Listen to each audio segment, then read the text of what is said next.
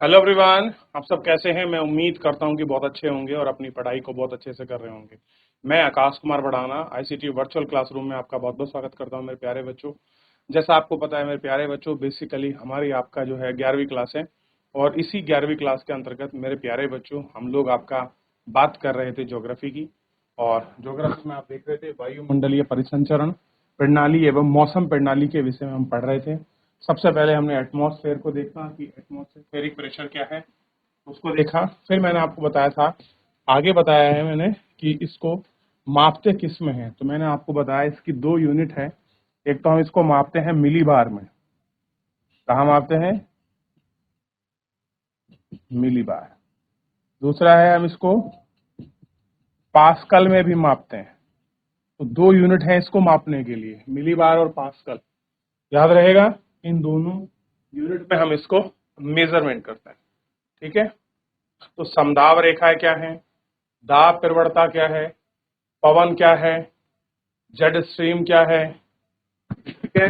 महासागरीय सतह पर चीजें किस प्रकार की हैं। पृथ्वी पर वायु से जो आपका स्रोत कटिबंध है, 7 कटिबंध पाए जाते हैं। ठीक।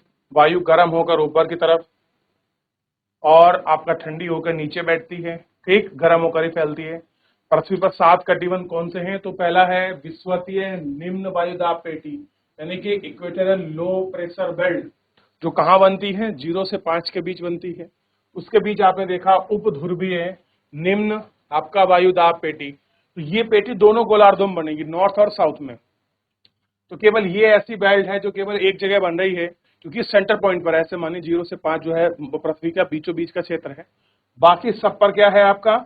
दोनों गोलार्धों में बनेगी। कोई भी अगर आपकी बेल्ट है तो वो आपका नॉर्थ में भी और आपका साउथ में भी, दोनों गोलार्धों में ये आपका बनेगी। क्लियर है? ये आपको ध्यान रखना चाहिए। तो उपध्रुवीय निम्न वायुदाब पेटी और उपध्रुवीय निम्न वायुदाब पेटी उत्तरी गोलार्ध और दक्षिणी गोलार्ध में पाई जाती है और हमको देखने के लिए भी मिलती। ठीक। अगला है उपध्रुवीय उच्च वायुदाब पेटी, यानी कि हाई प्रेशर बेल्ट है आपका, जो आपके पोलर एरिया की जो है क्या है? हाई प्रेशर बेल्ट है। उसके बाद उपोष्ण उच्च वायुदाब पेटी। अब देखिए यहाँ थोड़ा असम्पशन सा आपको लगेगा, यहाँ खाली पृथ्वी का मैकेनिज्म की वजह से ही यहाँ पर दोबारा आपको जो है हाई प्रेशर बेल्ट आपको देखने के लिए मिला है। कहाँ मिला है? उपोष्ण उच्च वायुदाब पेटी। ठीक, ये आपको देखना है। इसके बाद आप इसको देखिए, गति हवा कैसे चलती है, उनका निर्धारण किस प्रकार होता है, कब वो नीचे आती हैं, कब वो पुनः आर्द्रता को आपका प्राप्त करती हैं, ये हमको देखना है। वायु ऊपर उठती है, देख लिया। आगे बढ़िए, देख लिया। अब देखिए, बात करेंगे कोरियोलिस बल की।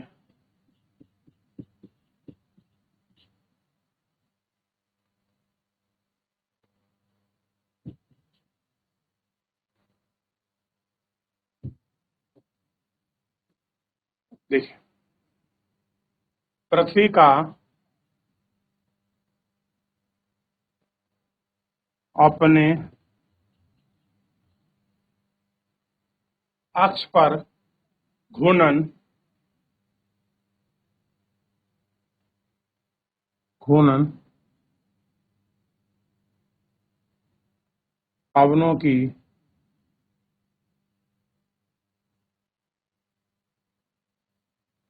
घूर्णन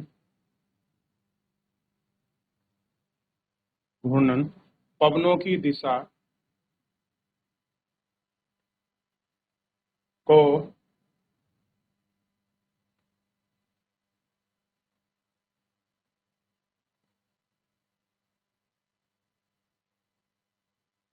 प्रभावित करता है।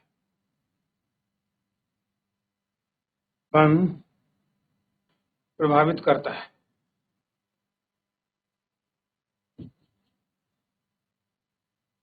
इसी बल को रिपल्स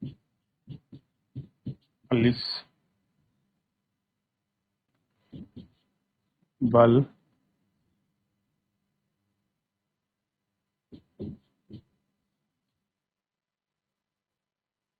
कोरियोलिस बल कहा जाता है। ठीक है। अब देखिए,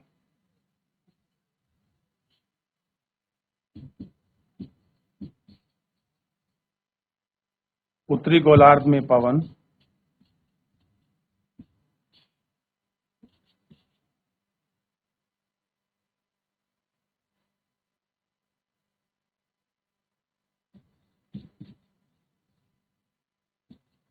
में पवन, उत्तरी गोलार्ध में पवन, दक्षिणी गोलार्ध में। अब देखिए, ध्यान रखना, उत्तरी गोलार्ध में पवन अपनी मूल दिशा के दाईं तरफ, अपनी मूल दिशा के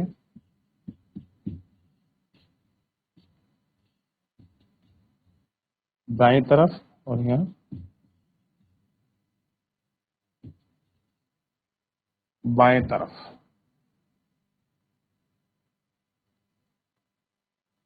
बाएं लिख लीजिए या बाएं लिख लीजिए,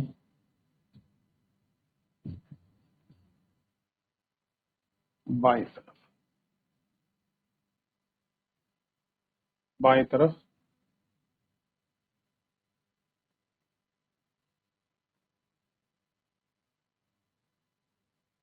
मुड़ जाती है। कैसे होती हैं? बाएं तरफ मुड़ जाती है। इसे लिखिए, ध्यान दीजिए।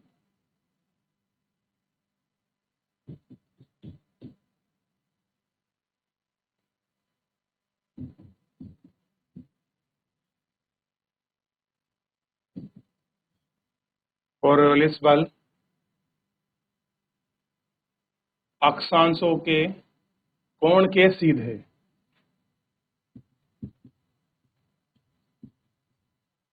अक्षांशों के कोण के सीधे, कोण के सीधे समानुपात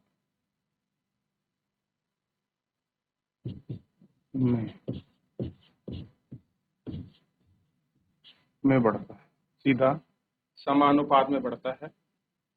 यह है ध्रुवों पर सर्वाधिक, यह है ध्रुवों पर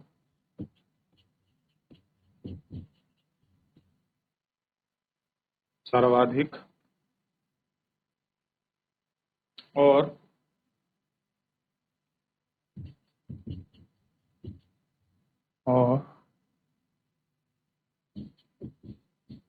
विषुववृत्त पर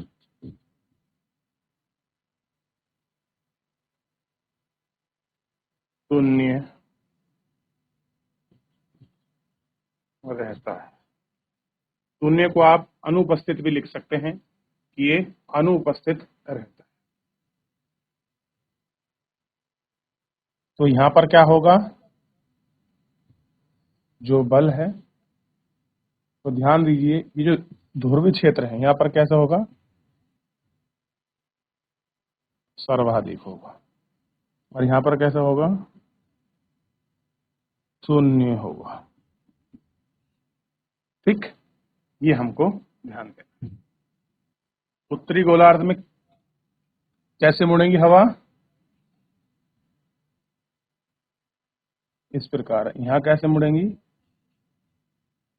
बाईं ओर। ठीक, चलिए लिखिए। लिख लिया? हो गया?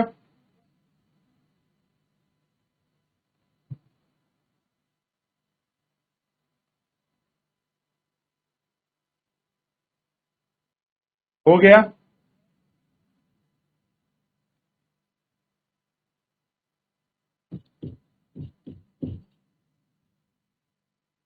वाताग्र,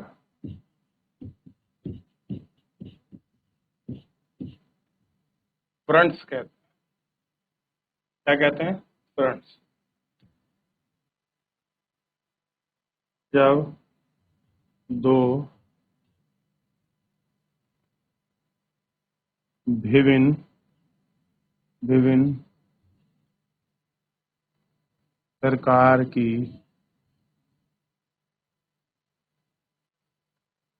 वायु राशि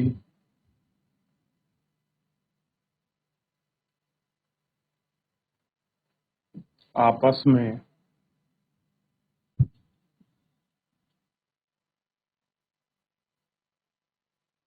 टकराती हैं तो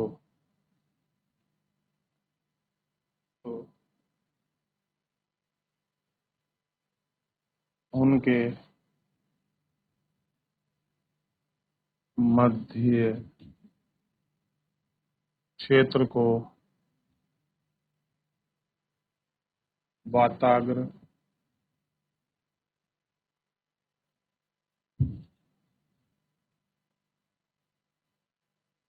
कहा जाता है।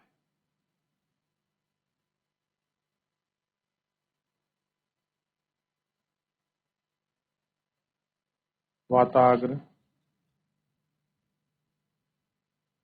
बनने की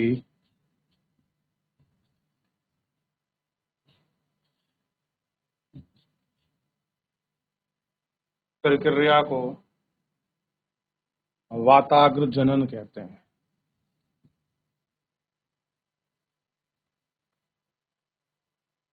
जनन कहा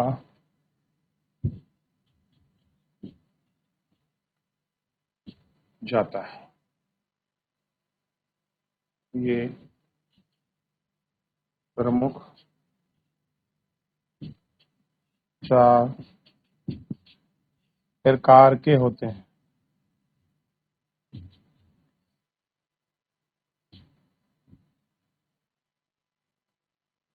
सबसे पहले शीत वाताग्र लिख लीजिए।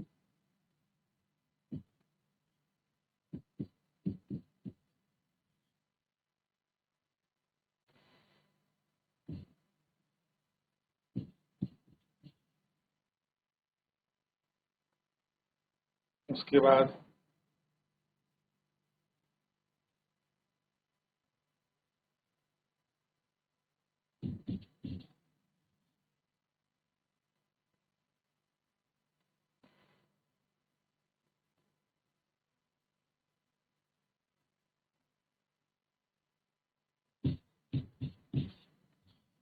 अधिविष्ट वाताग्र।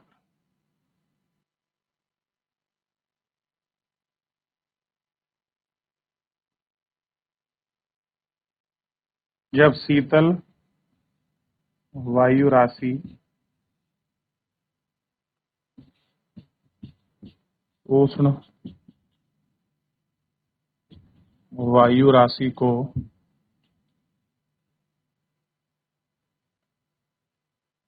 ऊपर की तरफ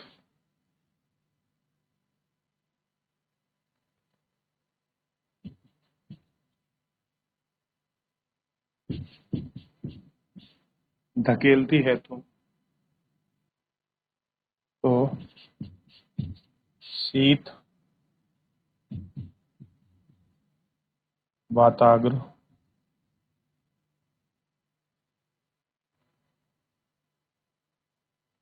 शीत वाताग्र बनता है। ठीक है। और बेसिकली आक्रामक प्रवृत्ति की होती है। लिखिए,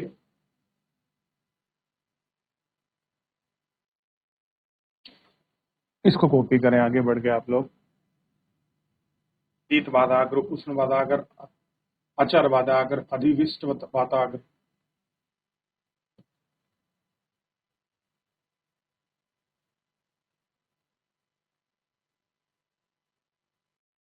हो गया।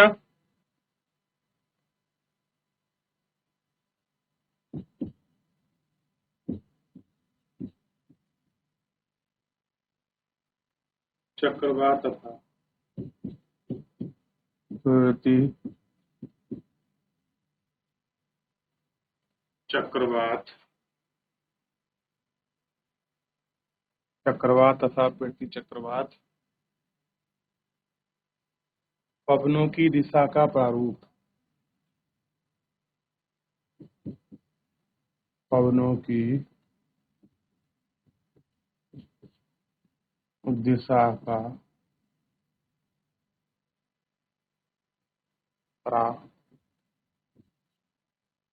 प्रारूप।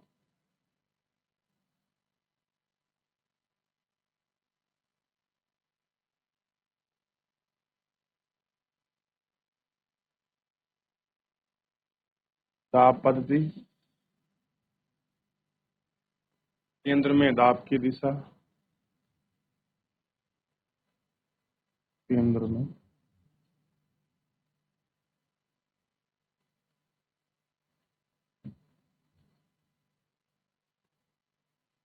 दाब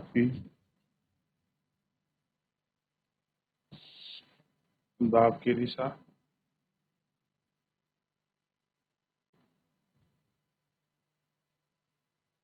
पवन की दिशा,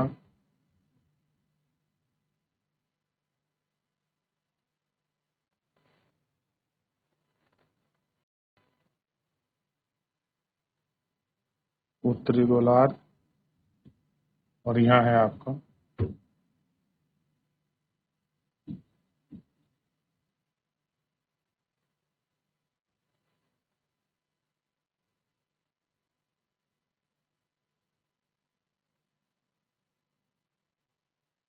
ठीक है नहीं।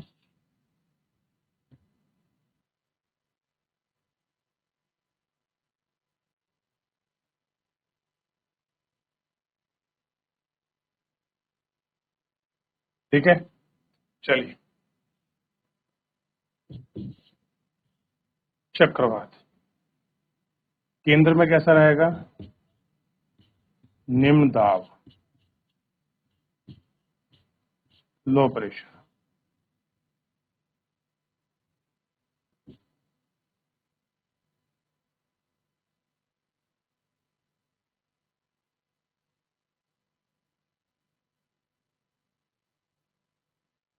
ठीक, और वहीं अगर बात करूं पीड़ती चक्रवात की,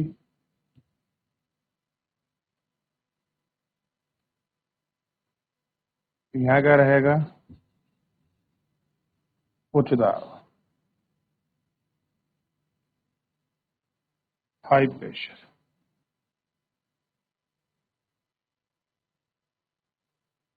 घड़ी की दिशा के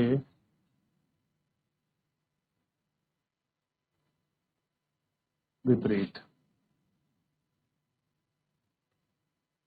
घड़ी की दिशा के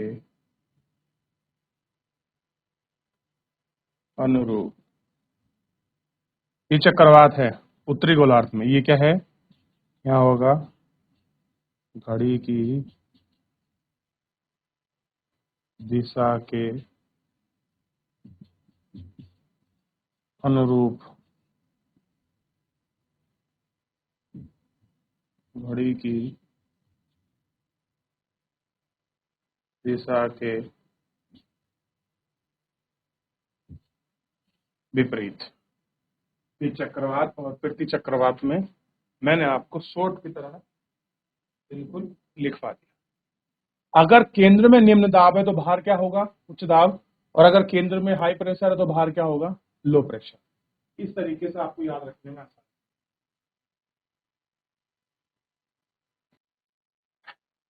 देख लिया, यही अंतिम करेंगे। देखिए आगे,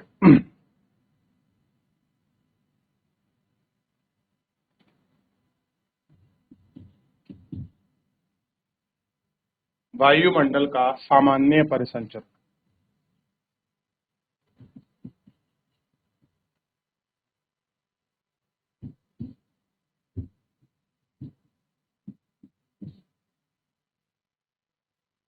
का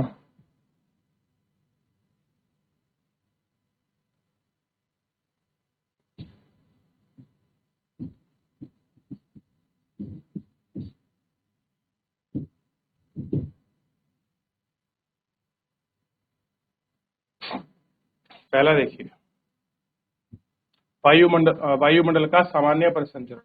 तो वायुमंडल पवनों का प्रारूप आपका निम्न बातों पर निर्भर करता है। जैसे पहला क्या है, वायु मंडलीय ताप में अक्षांशीय विभव, ताप में अक्षांशीय व्यवस्था।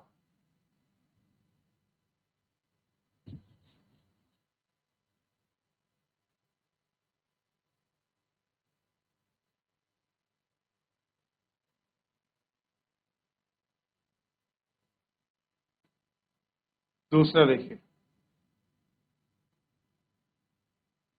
वायु दाब पेटी की उपस्थिति।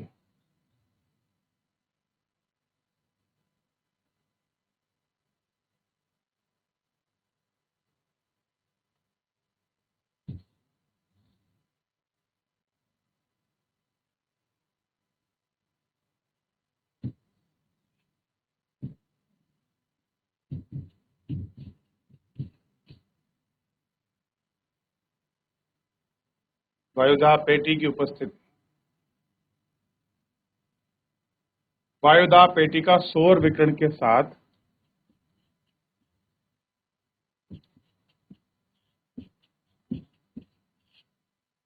पेटी का सौर विकिरण के साथ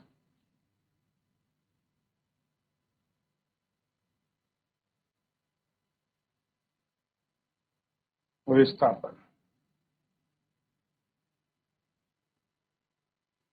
और महासागरों व महाद्वीपों का वितरण। सागरों व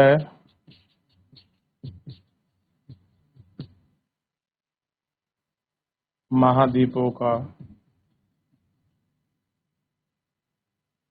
वितरण। और पांचवा क्या है इसका ध्यान रखिए, पृथ्वी का घूर्णन।